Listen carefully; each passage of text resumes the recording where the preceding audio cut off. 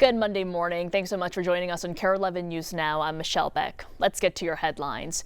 Happening right now at the state capitol in St. Paul, lawmakers have until 11:59 tonight to wrap up this year's legislative session.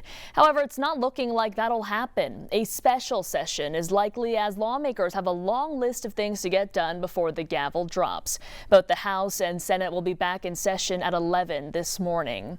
While the framework for this budget is now agreed upon, many details still need to be ironed out, those including compromises over health care. Members of the DFL have protested proposed legislation that would roll back the ability for undocumented adults to receive state-funded health care through Minnesota Care. Representative Melissa Hortman now telling us it's being debated whether that'll split into two separate bills.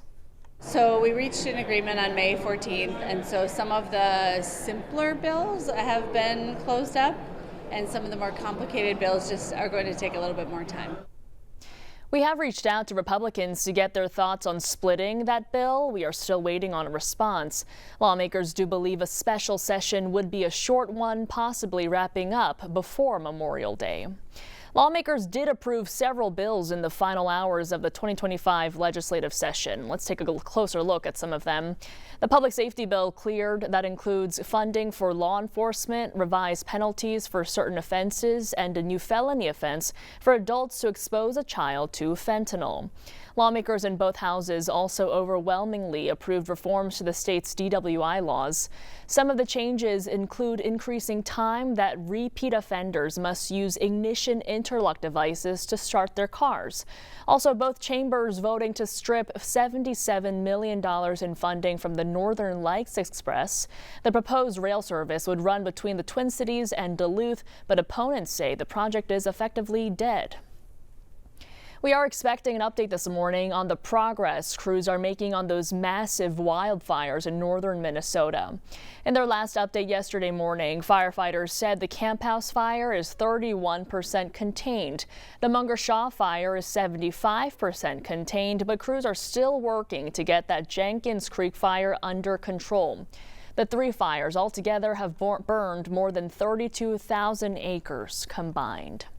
Across the Northland, everyone is stepping up to help their community and the people keeping it safe. Jeff McClure shows us some unlikely friends working together to help fuel those fighting the flames. So get to say hi in the morning, bunch of tired people. Working long days and nights, firefighters have been expending their energy to protect everyone from the historic wildfires in northeast Minnesota. But for some local businesses, they're helping in their own way. They were looking for caterers to do it. Of course, we said yes. I'll be honest, I started tearing up. It was awesome. Paul Cepeda, owner of Room at the Table Catering, was the first asked, but decided he couldn't do it on his own. They are feeding all of our operational folks, all the guys out in the line. Normally these guys are actually maybe even business competitors, but they have all come together in a time of need. No one has ever done this, and it was really cool to hear that and get closer with my competitors. Most of the time, these government contracts are for one caterer, but in the Northland, everyone is willing to step up, from the food trucks to the market. A barbecue truck, and it smells so good. Anything happens up here, the community comes together very largely, and there are a lot of people that we've met from all over the place. He's like, do you think you can be able to help out? I'm like, yeah, what does he need? I was thinking like bare minimum that he doesn't really need that much help, and then all of a sudden he's like, hey, yeah, tomorrow morning could we pick up 250 box lunches? Since Wednesday, B&B Market has delivered about 750 boxed lunches, while Barbecue is in charge of breakfast and dinner and has served about 185 to 300 tired firefighters per meal. For many of the chefs, hearing how they're impacting their heroes' lives is unusual. I mean, it's surreal. You don't really understand what you're doing. It's like, that's a boxed lunch, you know what I mean? But it's like, you're giving them the strength to do it. Now some heartbreaking images coming out of Kansas this morning after intense storms rolled over the state this weekend. The small town of Grinnell, Kansas, on the western side of the state has been leveled. You can see homes completely destroyed and roadways blocked by all the debris that was tossed around. Meanwhile, in Plevna, Kansas, residents are waking up to a huge mess caused by a possible tornado late Sunday night. This video showing homes and buildings flattened along with trees thrown everywhere. Incredibly, there are no reports yet of any injuries or deaths. New this morning, the FBI now says a 25-year-old California man is responsible for an explosion at a Palm Springs fertility clinic. That explosion Saturday killed one person and injured 4 others. They say the person who died was the suspect, and he was found next to a charred car. Investigators say writings he left behind show he supported beliefs about no one having children.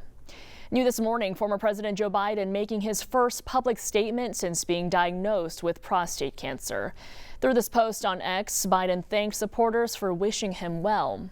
Biden's doctors say it has spread to his bones. Now the family is weighing next steps. NBC's Alice Barr is in Washington with details as well wishes stream in from all across the political spectrum. Hi there. Former President Biden made advancing cancer research and treatments a key goal of his presidency. Now he'll need every resource to fight the disease himself. This morning, an outpouring of support for former President Biden after the announcement he was diagnosed with an aggressive form of prostate cancer that spread to his bones. Once the cancer has spread to the bones, it's no longer curable, but it's very treatable and very controllable. The former president's personal office noting the cancer appears to be hormone sensitive, making it more likely to respond to treatment, and saying he was diagnosed on Friday after increasing urinary symptoms. Testosterone fuels this. It is the food for this type of tumor. So if they can cut out the testosterone, they're more likely to starve the tumor. Mr. Biden posting, "Cancer touches us all, though we are strongest in the broken places."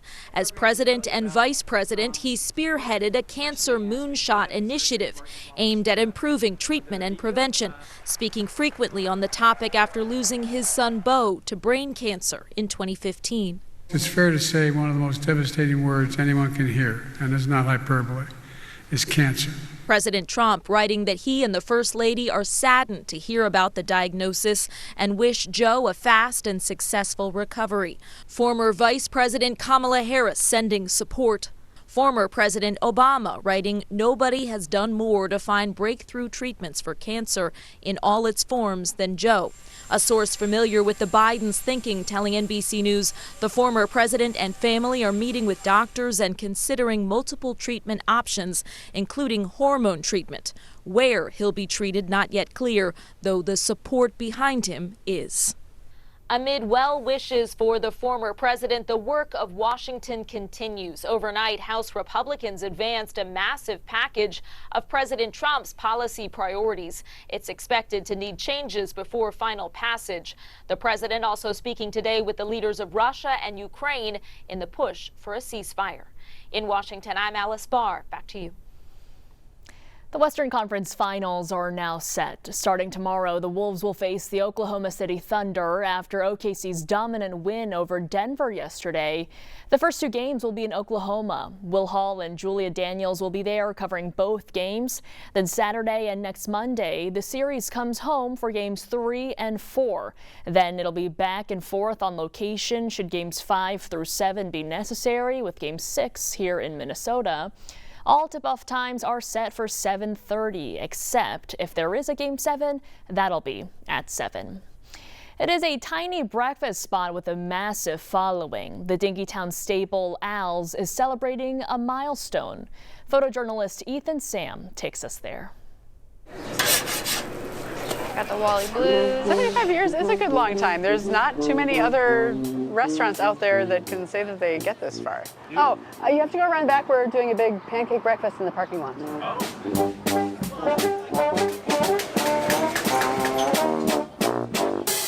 All right, who got some sausages? Around 1962 was my first time. Other things have kind of come and gone with trends and stuff, but we fit a niche that not everybody does around here. Great food. I like the neighborhood. We try and bring everybody we can. Convinced to come get up in the morning. I usually get the blackberry pancake. I usually get the Wally Blues or the Blues, although I used to get the spring special a lot when I was younger. Wally Blue and Shippy Blue. All homemade, and it's top-notch stuff. All right, enjoy, you guys. There was a quote in the New York Times during COVID that Al's Breakfast was the one restaurant you can't let fail in the metro area, and I believe that. And do stick with us. More news and weather is coming up after the break.